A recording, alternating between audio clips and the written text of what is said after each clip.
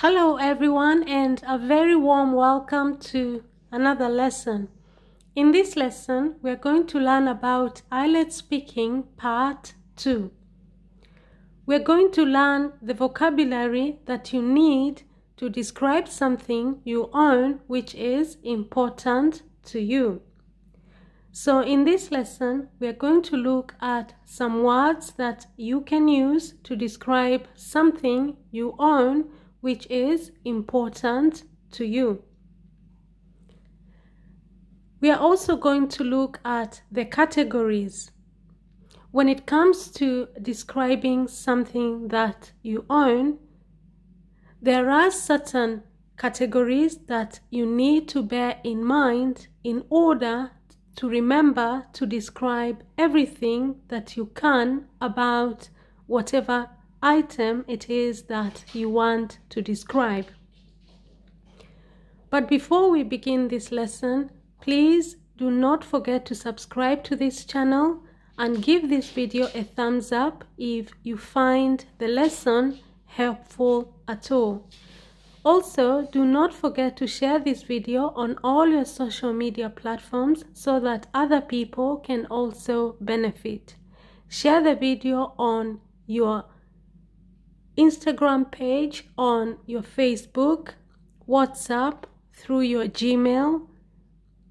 Share as much as you can so that other people can also benefit from this video. Now, when it comes to describing items, it is important to remember to describe them in terms of shape, weight, color, size, material, design, texture, front and back part, as well as the sides. If you get this topic during your IELTS speaking test, then it is important to remember to describe the items in terms of shape. When it comes to shape, you need to talk about whether it is rectangular, circular, square, cylindrical, or oval. For example, if you're describing a phone, you can say that it is rectangular because two of its sides are long and two of its sides are short. So most mobile phones are rectangular in shape. You can also talk about it being circular. For example, a football is circular because it is in the form of a circle. Rectangular comes from the word rectangle and circular comes from the word circle. You can also describe something as having the shape of a square. If something has the shape of a square, it means all the sides are equal. You can also describe something as being cylindrical. It comes from the word cylinder. Cylindrical comes from the word cylinder. You can also describe something as being oval in shape. It looks like, for example, an egg. An egg has an oval shape. An egg has an oval shape.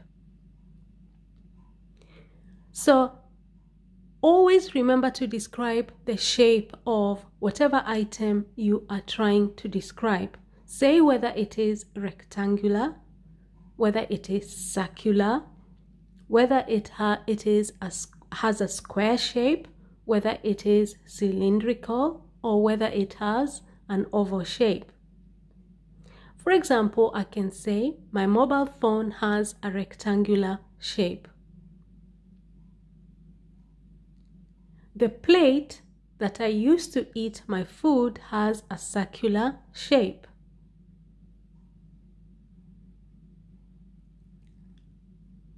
So, for example, you can also say my ring has an oval stone at the top. My ring has an oval stone at the top. The other category is when you're describing something, remember to describe it in terms of weight. When it comes to weight, you can use different words to describe that. You can say it's heavy. If it is very, very heavy to lift, you can say it's heavy. The opposite is it's light. And if it has no weight at all, when you lift it, you can say it is weightless. Or you can say it's very light. For example, I can say the ring I'm wearing on my finger is weightless. A microwave is very heavy. A bulb is light. It is almost weightless. It is very light. Number 3 is color. To describe an item, you need to talk about the color. We have different types of colors: blue, yellow, green, red, purple, white, brown. You can also say it's colorful. Like, for example, the sea has blue water. The sun is yellow. The grass is green. She is wearing a red dress.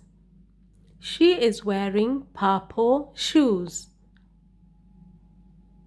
She has bought a white car.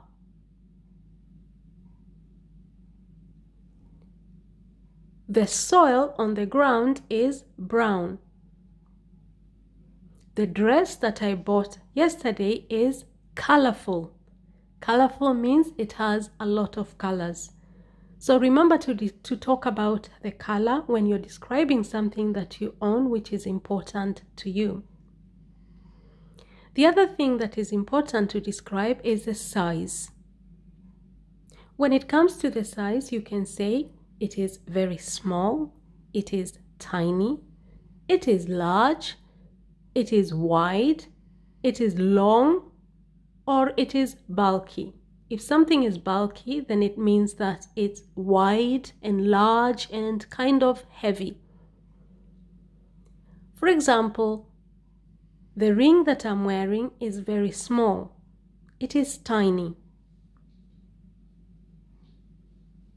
The bed that I sleep on is large. It is also quite wide.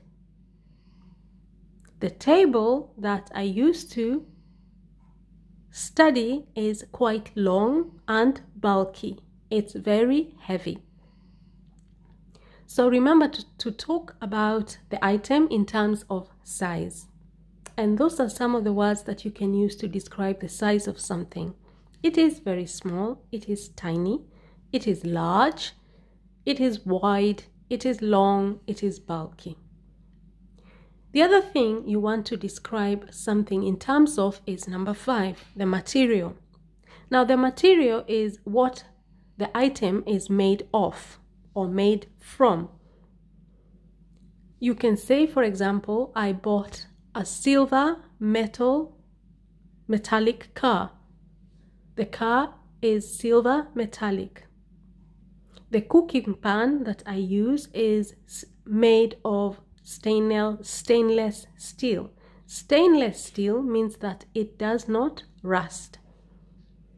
He has a ring that is made of gold. Iron. So you can describe things in terms of the material, and you can use the following words: metallic, if it is made of metal; silver, gold, iron, stainless steel. You have more materials, for example, copper. He won a medal that is made of gold. He won a gold medal. Okay? The thing that I value the most is my gold medal. Okay, so then you can talk about it in terms of design. Number 6. Now, when it comes to describing things in terms of design, you can say that something is very intricate. intricate means that it is very fragile. For example, a glass. If you have a glass table, then it is very intricate. It is very fragile. It can break very easily. You can also use the word classic. For example, classic cars. It is a classic shape. You can also talk about a dress or a suit. It has a classic shape, meaning that it has the traditional, the original style. You can also say that something has a very simple design, intricate design, classic design, simple design, elegant design, modern design, conservative design, sophisticated design, distinct design, which means it's unique, traditional design, original design. For example, if you go to buy a piece of furniture, for example, a sofa or a bed or a table, you may tell the carpenter is the person who uses wood to make furniture. You can tell him, I would like a table in a very classic design, which means traditional and original. Or you can say, I would like a table with a very simple design, or elegant, or modern, or conservative, or sophisticated, or distinct. If something is sophisticated, it means that it looks very, very expensive. So you can describe something in terms of the design using all those words. You can also describe something in terms of texture. Number 7. Texture is how something feels when you touch it. When you touch something, what do you feel? That is the texture. You can say that it's smooth or it's rough. That is the opposite.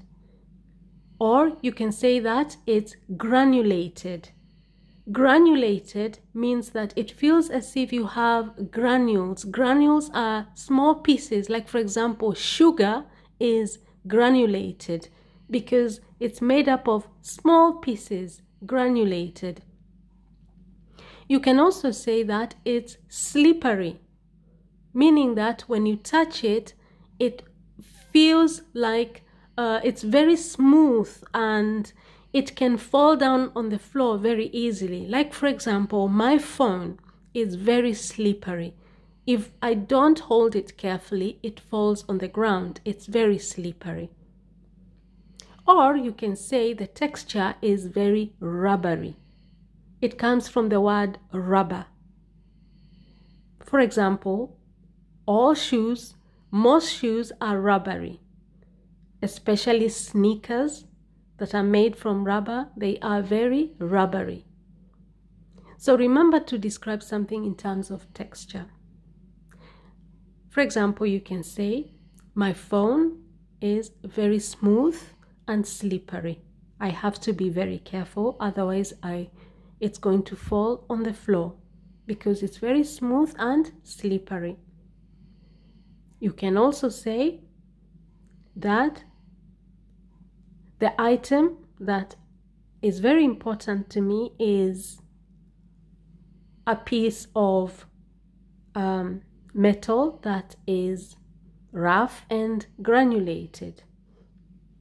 Or my favorite thing is my sneakers. My sneakers, they are quite rubbery. Okay, they're made of rubber. Then number 8, remember to describe the front and the back part of the item. The front part and the back part. You can use the following words to describe that. You can say it's the front part is flat, or the back part is flat, or you can say it is horizontal or vertical. Okay, horizontal means it goes from east to west, and vertical goes from north to south. So horizontal is east to west, and vertical is north to south. And then we have curved. You can say that it is curved at the back, meaning that it's not straight. Or you can say that it is straight at the back, or the front part is straight.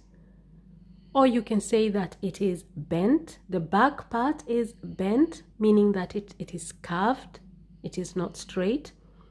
Or you can say the front part is crooked. It means that it's not straight. So all those words you can use to describe the front and the back part of the item. Flat, horizontal, vertical, curved, straight, bent, crooked. The other words that you can use are words to describe the sides. The sides, that is the right and the left side. And you can use the following words to do that. You can use thin, it is very thin. For example, if I'm describing my mobile phone, I will say that it is very thin on the sides. It is also narrow. And if it's not narrow, then you can say that it's wide. Or you can say that it is streamlined. Or you can say that something on the side, it is very smooth.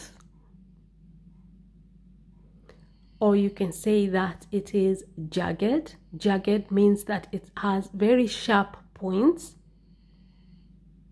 So for example, if I'm going to describe my ring, I would say that my ring has a circular shape.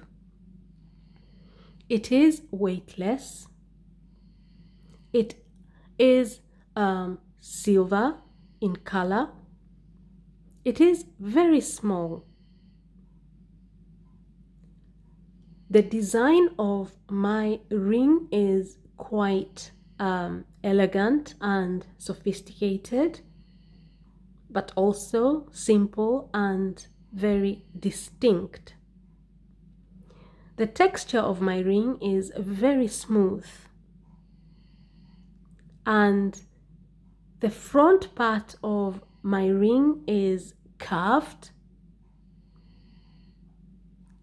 as well as the back part. They are both curved. The sides of my ring are very thin and narrow.